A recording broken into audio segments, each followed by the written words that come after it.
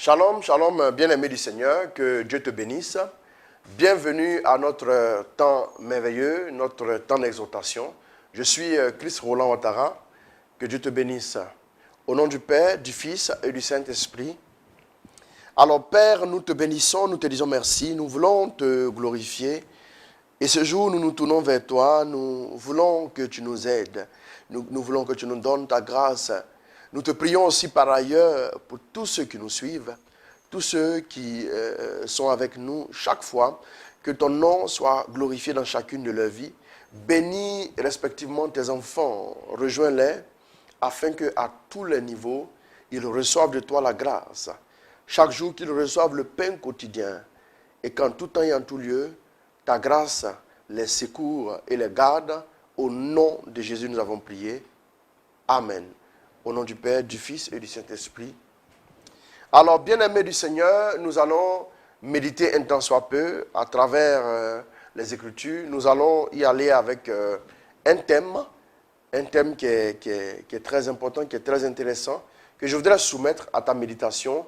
Voilà, pour que ta vie en reçoive vraiment des vertus, pour que tu sois bonifié dans ta marche avec Christ, dans ta relation avec le Seigneur, pour que tu ailles de gloire en gloire, de faveur en faveur, ainsi de suite.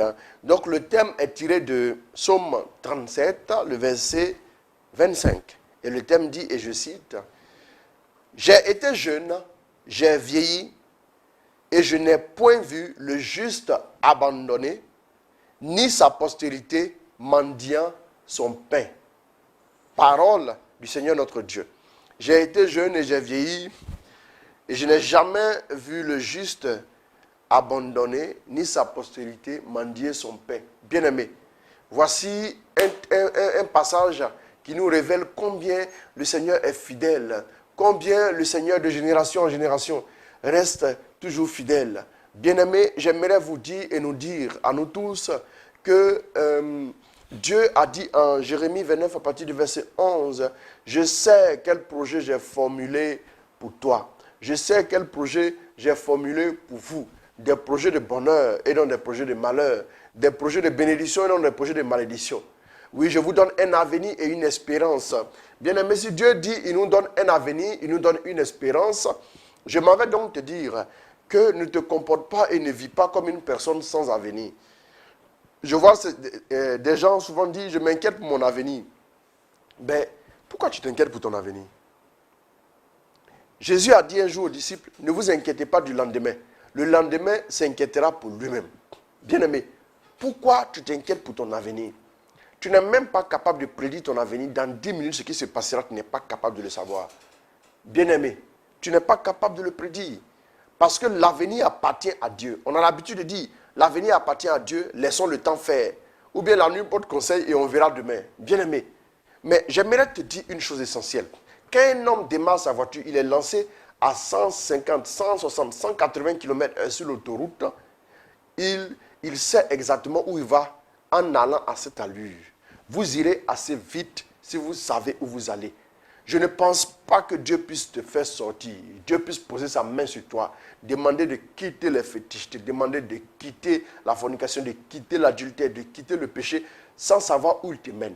Vous vous souvenez avec moi, et vous le savez, en Exode, Dieu a saisi son peuple, le peuple d'Égypte, il a fait sortir. Et quand, avant même de le faire sortir, il a dit à Moïse, va dire à Pharaon qu'il laisse mon peuple aller vers une terre que je lui ai préparée. C'est-à-dire que Dieu avait déjà préparé la terre, la destination était déjà définie avant que Dieu fasse sortir son peuple. Donc ça veut dire qu'avant que tu sois formé dans le ventre de ta mère, Dieu savait la destination qui t'attendait. Voilà pourquoi il dit à Jérémie que avant de te former dans le ventre de ta mère, je t'avais déjà préparé, je t'avais consacré prophète des nations. Bien-aimé, Dieu sait où il te mène, Dieu sait où il te conduit. Voilà pourquoi je t'annonce et je te dis, si tu n'es pas en de bons termes avec le Saint-Esprit en ce moment, reviens à Jésus, reviens à Dieu. Ne t'éloigne pas loin de Dieu. Bien-aimé, la vie chrétienne ne se mène pas sans heurts ni sans chute. Il peut arriver un temps où tu peux sombrer. Il peut arriver un temps où même tu peux baisser des régimes. Mais, mon ami, mais ne t'éloigne pas de Dieu. Bien-aimé, ne t'éloigne pas de Dieu. C'est comme un enfant dans la maison de sa mère qui dit, maman, mais je ne comprends pas ce que tu fais de ma vie. Et puis il se fâche. Il se fâche, il dit, il n'adresse plus jamais de sa vie la parole à sa mère. Mais il est perdu, il est maudit, bien-aimé. J'aimerais te dire que si tu as commis une erreur, le diable te tient prisonnier de la culpabilité. Je te dis que ces chaînes-là sont brisées maintenant même à travers la repentance que tu prends, à travers le fait de décider de revenir à Dieu. Bien-aimé, tu veux voir la fidélité de Dieu, tu veux voir l'aide du Seigneur, tu veux voir combien Dieu est fidèle à ceux qui marchent avec lui. Bien-aimé, laisse-moi te dire une chose. Il y a que tu dois revenir à Dieu de tout ton cœur. Des gens mènent une vie chrétienne souvent chaotique. Ils sont chrétiens le jour et ils sont autre chose la nuit. Ou bien ils sont chrétiens la nuit. Quand ils s'en vont au veillées de prière, ils sont autre chose la journée. Quand ils viennent prier, ils viennent faire la prière dans les communautés, la prière sur les paroisses, la prière dans les CEB, la prière un peu partout. Ils vont à des prières, ils rentrent souvent à 23h. Ils sont chrétiens, mais ils prient même la nuit. Le lendemain, ils s'en vont dans la corruption du milieu du travail. En plein jour, ils sont corrompus. En plein jour, ils sont dans la cupidité. En plein jour, ils sont dans le mensonge. Ils sont dans toutes sortes de planifications de péché. Bien-aimés, ce n'est pas ça la vie chrétienne. La vie chrétienne, c'est quoi? La vie chrétienne, c'est de revenir de tout son cœur à Dieu. La vie chrétienne, c'est la loi de l'amour. C'est la loi de la charité. C'est la loi de l'aumône. C'est la loi de la fraternité. Qu'il est bon, qu'il est doux pour les frères d'être ensemble. Bien-aimé, la première chose que j'aimerais te dire, c'est de te tourner totalement vers Dieu. Apprends à te tourner vers Dieu. En toute chose, apprends à compter sur Dieu. La Bible dit en Philippiens, chapitre 4, pas du verset 6, ne vous inquiétez de rien, mais en toutes circonstances, faites connaître vos demandes à Dieu, accompagnées d'actions de grâce. Et la paix de Dieu qui dépasse tout ce qu'on peut imaginer, gardera vos cœurs et vos pensées en Jésus. Bon, ça c'est jusqu'au verset 7. Le verset 8 dit, au reste, frère, que tout ce qui est pur, vrai, digne de louange, élogieux, fasse l'attention de vos pensées. C'est ça. Mais, bien aimé, vous avez un frère à qui vous allez demander de l'aide. Mais il se trouve que quand vous arrivez chez lui, vous voyez une villa qui est grande, avec vraiment tout ce qu'il faut comme architecture. C'est bien beau, il y a énormément de voitures à l'intérieur, une piscine à gauche, un parking à droite et tout ça. Et vous arrivez chez lui et vous vous rendez compte que vous lui avez demandé 200 000. Et quand vous arrivez, vous vous rendez compte, c'est l'exemple que je vous donne, et vous vous rendez compte, mais il est dans un domaine. Il y a des gardiens, il y a des serviteurs, des servantes à n'en plus finir. Mais vous dites, mais est-ce que ce n'est pas mieux que je puisse demander même 2 millions? Parce qu'il est capable. Et dès que cet homme vous dit, vous voulez combien?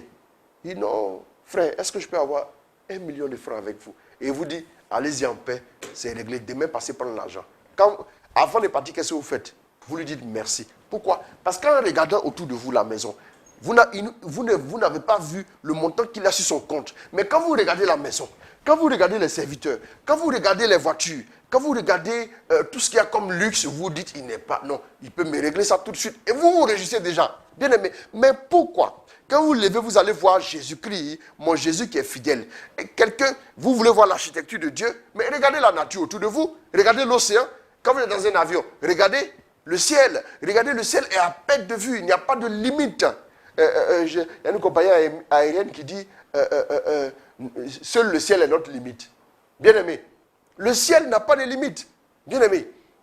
Et vous voyez que quand vous regardez ne serait-ce que l'océan, quand vous voyez la végétation luxuriante, des espèces d'arbres, de poissons, de tout ce qui existe, bien aimé, est-ce que vous pensez que Dieu est pauvre? Est-ce que vous pensez que Dieu est incapable? Est-ce que vous pensez que Dieu est un plaisantin? Bien aimé, nous avons vu des gens qui avaient des parents ici, ministres dans ce pays. Et ces personnes-là circulaient avec des laissez-passer dans les villes, qui allaient en voyage n'importe où. Ces personnes-là se croyaient invincibles, bien aimés. Pour un régime peut-être qui va passer. Mais comment se fait-il que quand nous commençons à marcher avec Dieu, nous avons du mal à nous tourner vers Dieu? Apprends à te tourner vers Dieu. Apprends à regarder à Dieu. Apprends à lui faire confiance. Vous savez, faire confiance, ça s'apprend. Apprends à ne fixer tes yeux que sur Dieu. Apprends à lui dire que tu veux rester au contact de sa parole, le contact de sa grâce, au contact de sa fidélité. Dieu est fidèle, mon ami.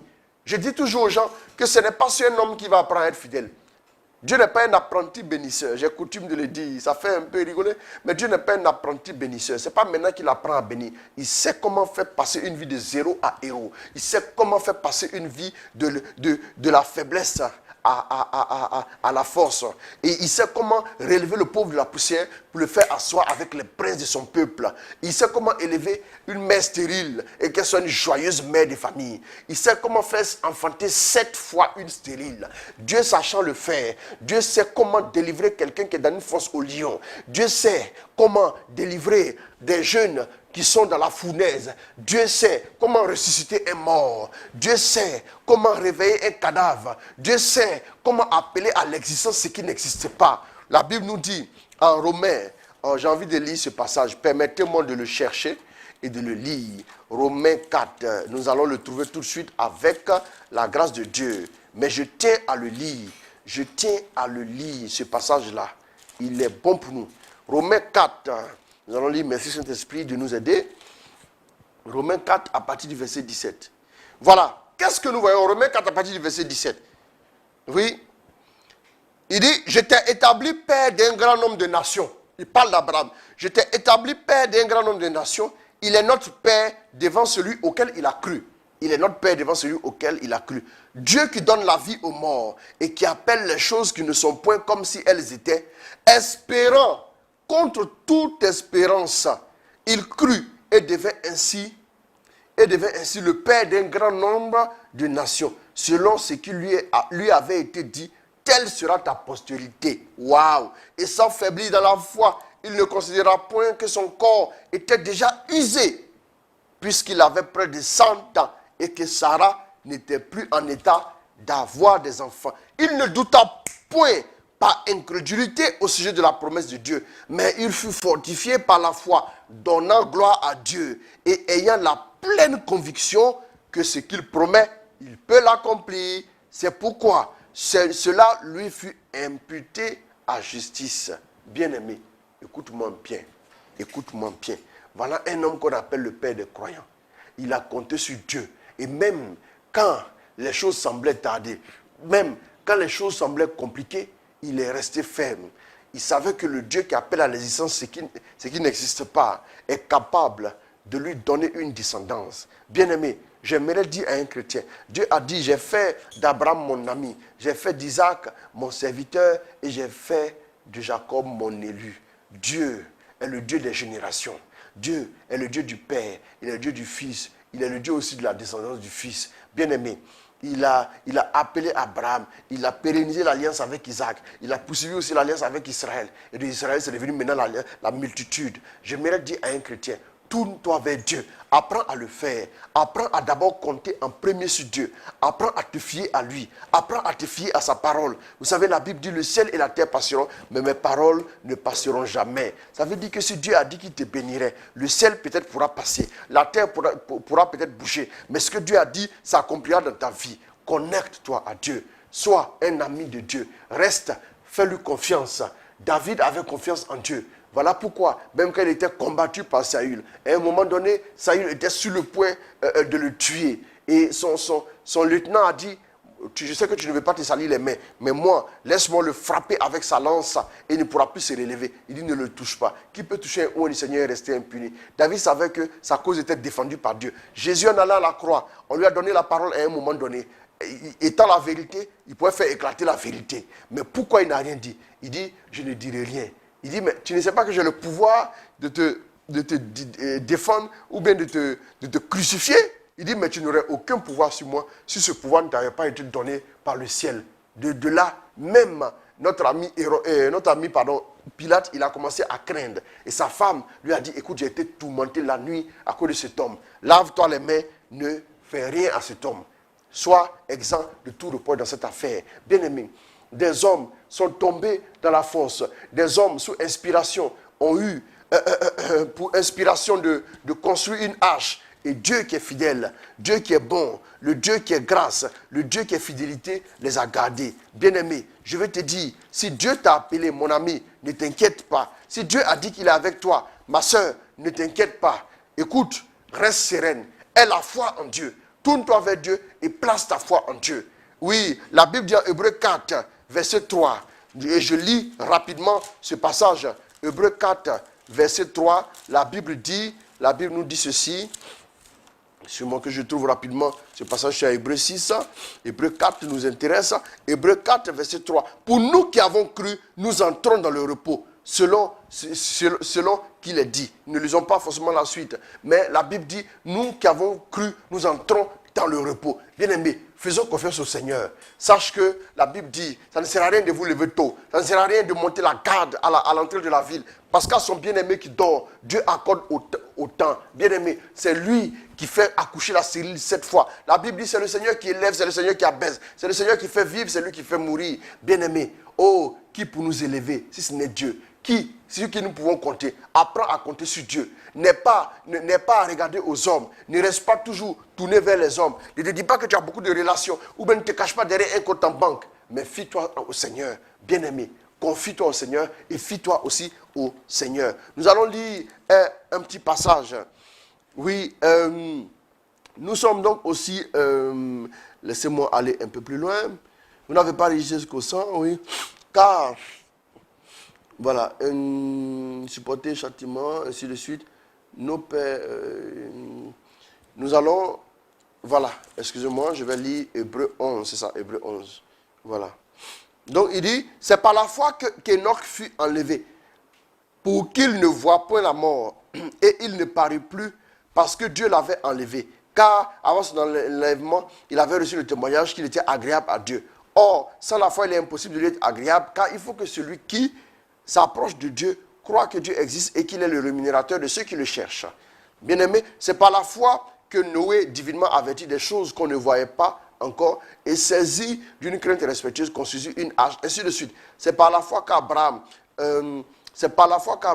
lors de sa vocation, obéit et partit pour un lieu qu'il devait recevoir en héritage. Il n'est pas par la foi, il n'est pas par la confiance. Abraham, c'est par la foi que Sarah, elle-même, malgré son âge avancé, fut rendue capable d'avoir une postérité. Bien-aimé, Dieu n'a jamais abandonné personne.